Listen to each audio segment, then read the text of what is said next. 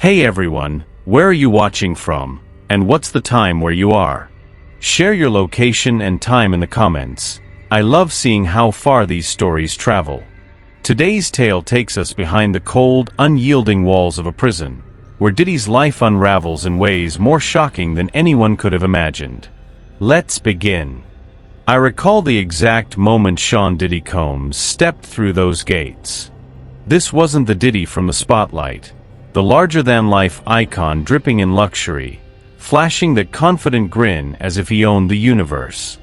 This wasn't the Diddy who hosted extravagant parties on yachts, who launched careers with a single gesture, who had presidents, celebrities, and billionaires at his fingertips.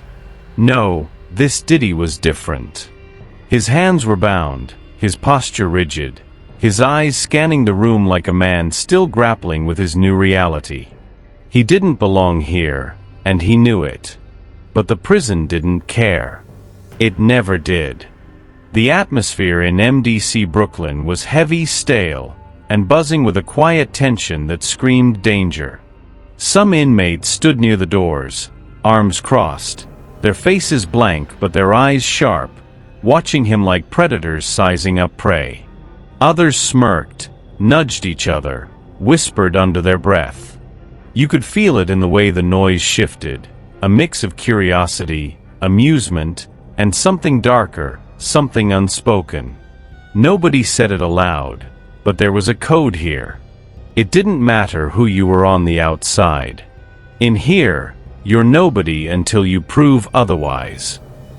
I saw it in his face, the way his jaw tightened, the way his breathing hitched just slightly when the cuffs came off. He had entered this place like he still had some control left, but the moment those cuffs were removed, it was just him. No bodyguards, no entourage, no power to snap his fingers and make things disappear. He stood there for a second too long, staring at his hands as if they belonged to someone else. Maybe he was still waiting for someone to step in, to say this was all a mistake. But there were no lawyers here to smooth things over, no press conferences, no PR team. Just the harsh overhead lights, the stench of sweat and bleach, and the cold, unfeeling stare of a correctional officer waiting for him to move. Strip.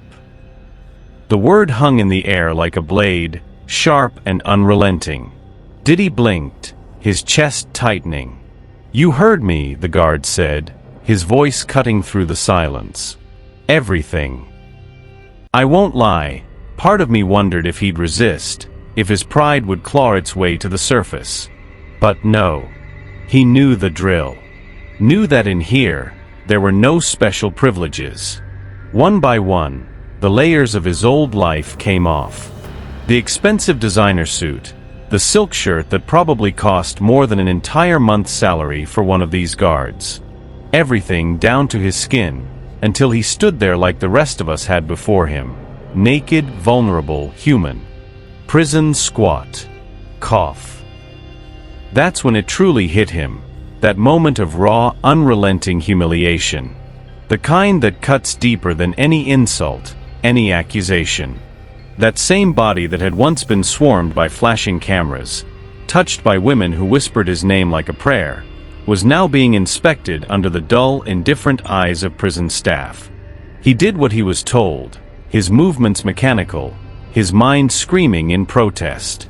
They handed him his new uniform, a baggy orange jumpsuit, stiff from industrial washing, smelling like sweat and detergent that never quite masked the years of use.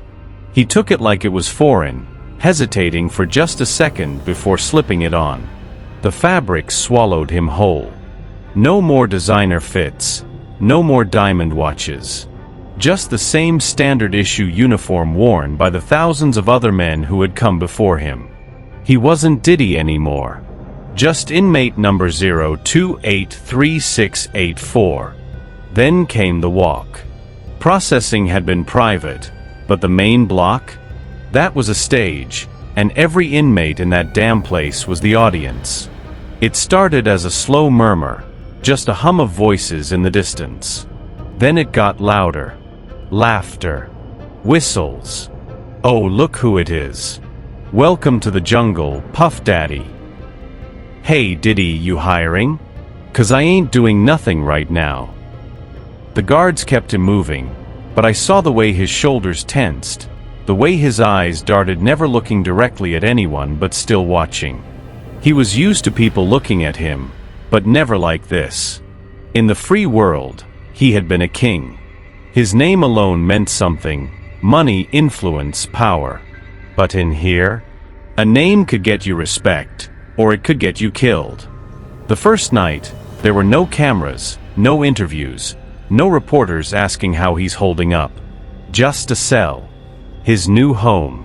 The mattress was nothing more than a thin pad, barely thicker than a folded towel, placed on a cold metal frame. The blanket was scratchy, more suited for a dog than a man. The air smelled of sweat, mildew, and something sour that never quite went away, no matter how many times they bleached the floors. He sat on the edge of the bed, his hands clasped together, elbows on his knees, thinking. Processing. Dinner had come and gone: a tray of lukewarm slop, a slice of something that resembled meatloaf but tasted like old cardboard, and a side of mystery mush that even the rats didn't seem interested in. He hadn't touched it. Maybe he thought he could hold out, wait for something better. But there was nothing better. Not here. Outside his cell, the prison was alive with sound. The clatter of metal trays, the distant voices of men talking, laughing, arguing. Someone was singing off-key. Someone else was pacing their cell, the steady thud of their shoes against concrete filling the silence. Then, a voice from the next cell over: "Hey Diddy." Silence. A chuckle. "Ain't too many of your kind in here, huh?" Still nothing. "Man, you quiet as hell.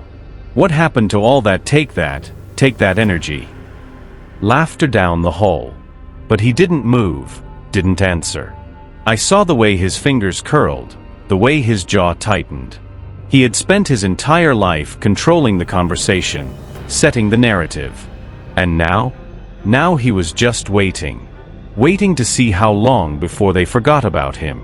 Or worse, before they decided they never would. It didn't take long for the weight of reality to set in. By the second day, the illusion that this was all some temporary inconvenience had already started to crack.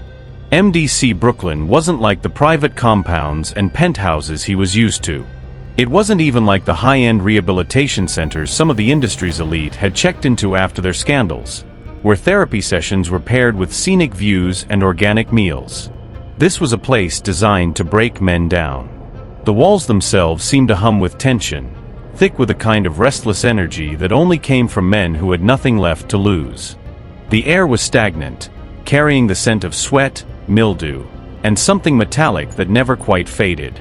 The lights overhead flickered, casting a dull, lifeless glow that made everything look washed out. It was the kind of place where time stretched out unnaturally, where hours bled into each other until even the concept of morning and night started to lose meaning. Diddy had been placed in the general population, not in protective custody, not in some isolated luxury unit reserved for the ultra-wealthy. No, MDC didn't do special treatment, not in a case like his. He wasn't just a celebrity locked up for tax evasion or insider trading. He was facing the kind of charges that came with real enemies. And in here, that meant he was fair game. Nobody outright attacked him, at least, not yet. But there was something almost more dangerous than an immediate confrontation: the waiting. The unspoken knowledge that everyone was watching, waiting to see how he would react to this new world. There were eyes on him when he moved through the corridors, sizing him up, calculating whether he was a threat, a target, or just another lost cause. Some faces were blank, others filled with amusement. And a few carried something more dangerous: resentment. He wasn't the first high-profile name to pass through these halls, and he sure as hell wouldn't be the last.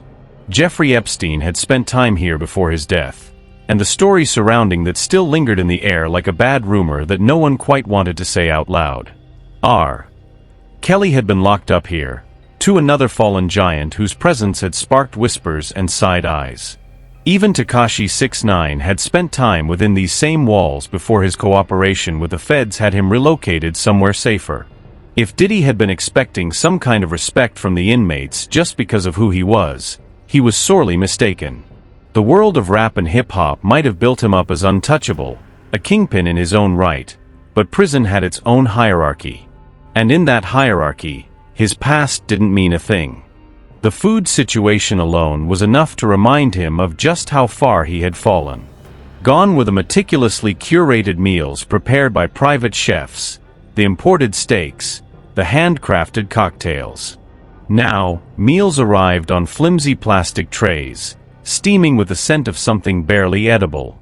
The portions were small, the quality even worse, meat that was questionably sourced, bread that was stale, mashed potatoes that had the texture of glue.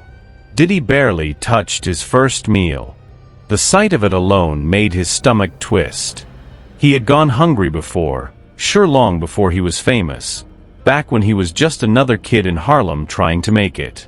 But that was a different kind of hunger, one fueled by ambition, by a dream. This was humiliation on a plate. He could hear the comments from the other inmates as he stared down at his tray, the barely hidden laughter, the quiet jabs about whether or not he was too good to eat like the rest of them. But hunger is a dangerous thing. It has a way of breaking even the most stubborn of men. By the third day, the gnawing emptiness in his gut overpowered his pride, and he forced himself to eat. It wasn't about pleasure anymore, just survival. He ate quickly, keeping his eyes down, shoveling the food into his mouth before he had time to think about what it tasted like. Hygiene was another battle entirely. The communal showers were a nightmare, each one coated in grime, the water pressure weak and lukewarm at best. Some men skipped showering altogether, unwilling to risk the vulnerability that came with standing naked in a room full of potential enemies. But Diddy wasn't ready to let himself go like that, not yet. He forced himself under the water, ignoring the way it stung against his skin, the way the sound of footsteps behind him made his muscles tense. Even brushing his teeth became a process. The toothpaste was cheap, barely more than flavored paste, and the toothbrushes were small, flimsy things that felt useless in his hands. There was no luxury here, no comfort, just the bare minimum needed to keep a man alive. And then there were the guards. Diddy had dealt with police before, had seen how they operated, had learned long ago how to handle himself around them. But this was different. The guards here weren't looking for bribes, weren't interested in doing him favors. They had seen his type before, men who thought their money could buy them out of anything, and they hated his kind. Every interaction with them was laced with something just shy of outright hostility. They weren't rough with him, not physically, but there was a sharpness to their words, a mocking tone that made it clear they were enjoying watching him struggle. When he asked questions, they ignored him. When he tried to push back, they made things just a little harder for him, longer waits for meals, more delays in his requests for basic necessities. It was a game, and he was losing. By the end of the first week, the cracks were starting to show. He wasn't sleeping. The sounds of the prison kept him on edge. Shouting from down the hall, the clanking of metal doors, the occasional scream from a cell too far away to see. He had always been a man who thrived on control, on being the one pulling the strings. But here, he had none. The real breaking point came when he snapped at one of the guards. It was something small, just a sharp retort, but it was enough. The guard barely reacted, just smiled slow and knowing. "You keep that attitude up, Combs, and we'll see how long you last." Diddy didn't respond. He just stared, jaw tight, hands clenched at his sides. He was starting to realize that this wasn't just about doing time. This was survival. It was the silence that got to him first. Not the comforting kind of silence, the peaceful, still air of a penthouse suite at 3 a.m., where the only sound was the low hum of the city below. Not the silence of a private island retreat, where the waves kissed the shore and the world felt like it belonged to him alone. No, this was a different kind of silence. The kind that wrapped around his throat like a noose, pressing in from all sides, making the walls of his tiny cell feel even closer than they already were. It was the silence of being forgotten. At first, he told himself it was temporary. He had convinced himself that this was all just a momentary setback, A rough patch he would maneuver his way out of like he had done with everything else in his life. But as the days stretched into weeks, the truth became harder to ignore. He had no control here. For a man like Diddy, that was the worst kind of punishment. He had spent his entire life being the one pulling the strings, playing the game at the highest level. He had built an empire not just on talent, but on knowing how to move people, how to bend situations to his will, how to control narratives before they had a chance to control him. But in here, none of that mattered. He had no leverage, no favors to call in, no power to dictate what happened next. The rules weren't his to bend. And the realization was eating him alive. The days blurred together. Time lost meaning. There were no late-night studio sessions, no deals to close, no phone calls to return. Just the slow, grinding monotony of prison life. The same cold concrete beneath his feet, the same metal bars framing his reality. The world outside moved on without him, and that terrified him more than anything. But what haunted him the most wasn't just what he lost, it was who he had left behind. How many of them were turning on him right now?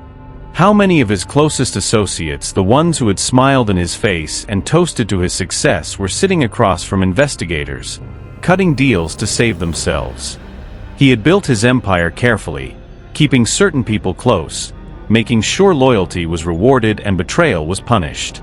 But even the most loyal of soldiers could break under pressure. And the pressure was high. Every night, as he lay on his thin mattress, staring up at the cracked ceiling, the thoughts gnawed at him like rats in the walls. Who was flipping? The whispers in the prison halls didn't help. "Yo, you hear they got another one of his guys in questioning? Word is, somebody cut a deal. Man, if he ain't careful, he gon' be the next one to take the fall." He didn't know how much was real and how much was just prison talk. But it didn't matter. The damage was already done. Paranoia had its claws in him. Now he started to see things, patterns, connections, movements that didn't sit right. A guard taking just a little too long to unlock his door, looking at him like he knew something. A group of inmates laughing, then going silent when he walked by. A note left behind on a food tray, just a scrap of napkin with nothing written on it, but the mere fact that it was there felt like a message. Every interaction became a game of deciphering intentions. Was that guard genuinely trying to do his job, or was he watching him, reporting on him? Was the doctor actually evaluating his mental state, or was he being studied, poked and prodded like some kind of experiment? Was the man in the next cell over-friendly, or was he just waiting for the right moment to make his move? The psychiatric team came daily, but he didn't trust them either. They asked too many questions. How are you feeling today? Have you been sleeping? Any thoughts you'd like to share? He didn't answer at first. Silence was power, he knew that. Giving them too much would only give them something to use against him. But the longer they kept coming, the harder it became to keep up the act. He wasn't sleeping, not really. His body was exhausted, but his mind wouldn't let him rest.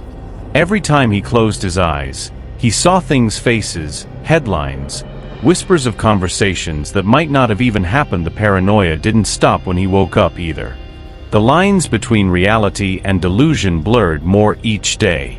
One night, he swore he heard his name being whispered from down the hall, soft at first, then louder. He jumped up from his bed, his heart hammering, his skin clammy with sweat. He pressed his ear to the wall, but the voices stopped. Was it real?